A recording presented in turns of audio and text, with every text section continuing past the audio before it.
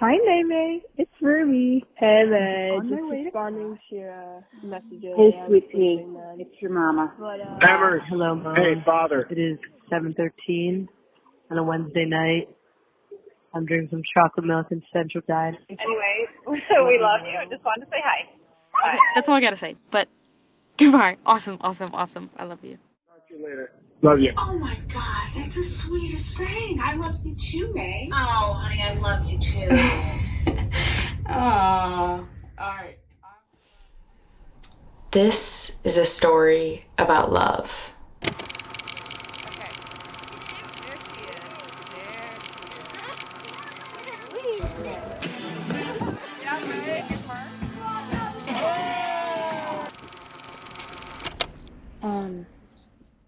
All right, peace. I didn't say the words "I love you" for years and years of my life. There was something that was too large to comprehend with those 3 words put together. It felt like I was pulling something out of me that wasn't there to give, and I just felt so outside of myself saying those words. Could you tell our studio audience? I love you. Number 9. Love potion number 9. Love potion number 9. When you were born, you were immediately laid on my chest. And I just remember that feeling of, I will protect you and love you till the day I die. So that was instantaneous. Here's May. The joke used to be growing up that, you had 12 words a month and you'd hit your quota. And Annette Bening is great in this movie. As a legitimate chance, she deserves every opportunity. You're never going to be the first May's a little one hammer to shy. raise your hand and talk. I don't think, like we said, you and I said very much, I love you. Yeah, Do you wish that we said it more? I don't have regrets about, like I'm not like, oh, I wish May and I said I love you more growing up, because, we were just in a period of self-discovery and experiencing life. Cal, do you have any comments about 2005? Your definition of love is fluid. And what love means to you now doesn't have to mean the same in 2 years. With me not expressing it to you both, did you ever feel like lack? Yeah. Not at all. Not at all. I did. Okay. You did? Yeah. What, the May didn't say it to you? Well, I just felt that you were a little more independent, or you were a little more standoffish than some of the other kids, because of, I don't know, just the way you were. Hello. From your perspective, sort of, why do you think I had such a hard time? Well, I think that your upbringing had something to do with it, and the fact of what you went through when your parents got divorced. I mean, I remember a time that we went to Mexico when you were just like a basket case. Your dad and I decided to get divorced when you guys were so little, and Cal was 4 and you were 2, was because we knew we were not going to make it for the long run. And we wanted it to be so much easier for you to just grow up without even really remembering us together. And I don't know if that was right or wrong. You were really young, and Cal, your brother, was young. I found myself in a relationship where I was worried about, the modeling that we were doing for you and for Cal. Because the relationship, wasn't healthy, and so I worried that you weren't going to have. It was a struggle for me to kind of reconcile that. Are we going to stick this out and just kind of grin and bear it for the next 15 years? Or are we going to split now, not 5 years from now, but now, so they don't really even remember us together? And we made the decision that, we should probably split now when they're little. Now, who knows? Who knows if that was the right decision? I felt it was really important that you have kind of a role model of what a healthy relationship was.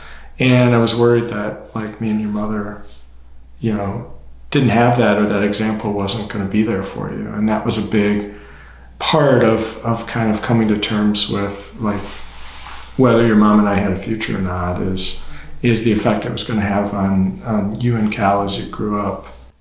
Do you think that way of, I don't know if it was the right or the wrong? Oh, yeah. Do you think about it a lot? I wish I didn't think about it a lot, but I do.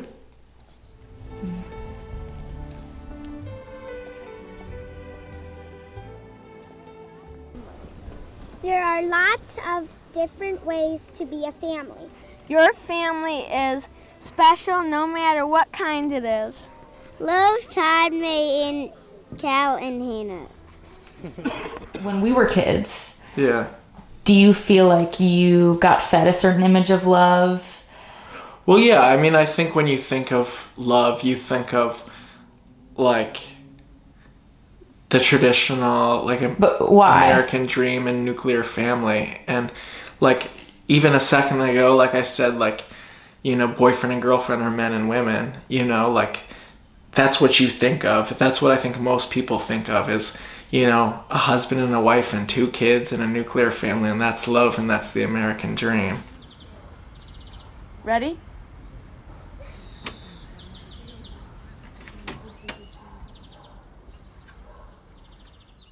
When I was younger, say age 5 to age 18, I thought that queer love was less than. I wish that I knew what queer love could look like. So you felt like you not only had to create your own, like, vision or model of what this could look like, but overcome all the negative stereotypes and kind of vibes you got from whether it was society or your family. Looking back, I wish I had done some things differently, because I think that queer love always seemed fine to me, but it seemed outside of me. Okay, we're here at Game 1 for May Nagusky. We're in Streetsboro. May, What do you wish that you had changed or modeled differently? I kind of just didn't really address the issue of queer love. I just kind of acted as if. And so I think that was probably something that if I could go back, I would encourage both my kids to say, you can love whomever you want. And I felt like I did that, but your kids are like the paparazzi. They're living with you, and they're remembering these snapshots of every single stupid thing you ever said. It was like almost like having to redefine. Yeah, like when I was coming to terms with my queerness a few years ago, like I grieved marriage with a man. My sister, you remember, Anne, my sister and I used to, comment when we would go into a restaurant that we weren't together, and we would do it as a funny ha-ha because we were single and we wanted the handsome male waiter to know that we were single. But I think that you, as my queer daughter, metabolized that as I was being judgmental, and I, obviously I regret that. This is heartbreaking in a way. Like I'm grieving this future that I never lived, but that I mentally, in a way, like had accepted is the truth.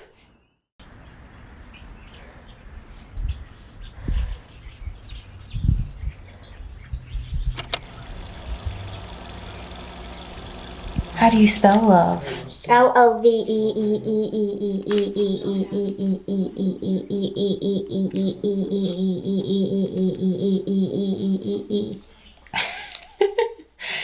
I just don't think there are words to actually quantify love. I don't think there are enough words in any language to do it, and that's why poetry exists. I go to where I love and to where I am loved, into the snow, I go to the things I love with no thought of duty or pity.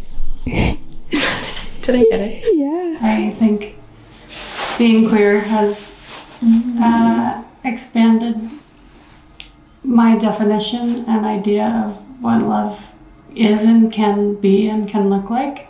Queer obviously doesn't have a definition, but maybe if we were to assign a definition, we could say it's non-normative, just like a rejection of hegemonic norms that are imposed on us from birth, basically.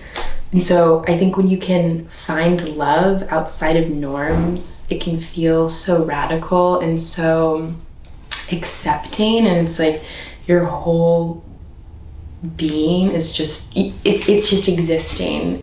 It's really beautiful, and I'm really happy to like be living a life that feels a lot more expansive than I conceived of it before I came out.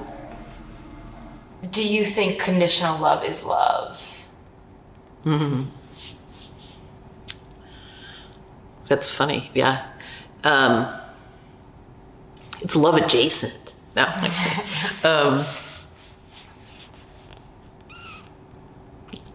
My first thought is no. No. I think I have higher expectations for love. Saying love ya puts me in less of a vulnerable place because it's like a passing thing. You know, you're like walking out the door and you say, all right, bye, love ya. And you can just bounce. You can just like keep going. But to say I love you is kind of to have a conversation. I love you.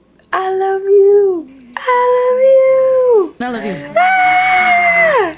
This is Christmas 2009. I love you.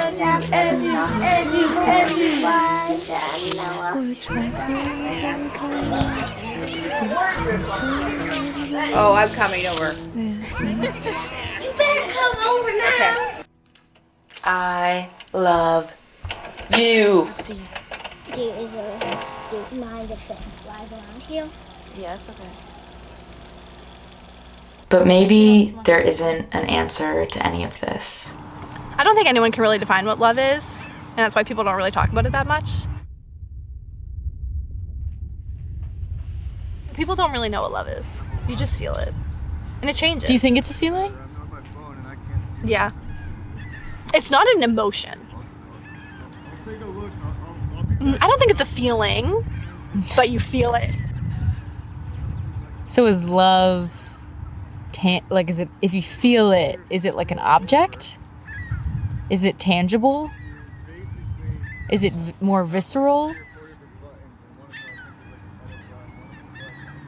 I don't think it really matters. How would you define love? I would definitely define love as an action and as bounty, just endless, endless bounty.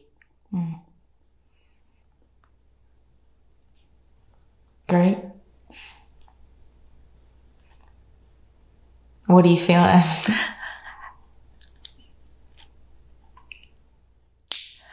I'm just grateful that I got to feel this kind of love towards you.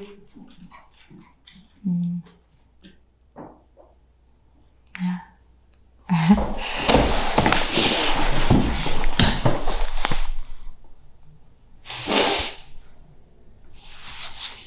I love you, honey. I love you too. Shall we dinner it? Yes.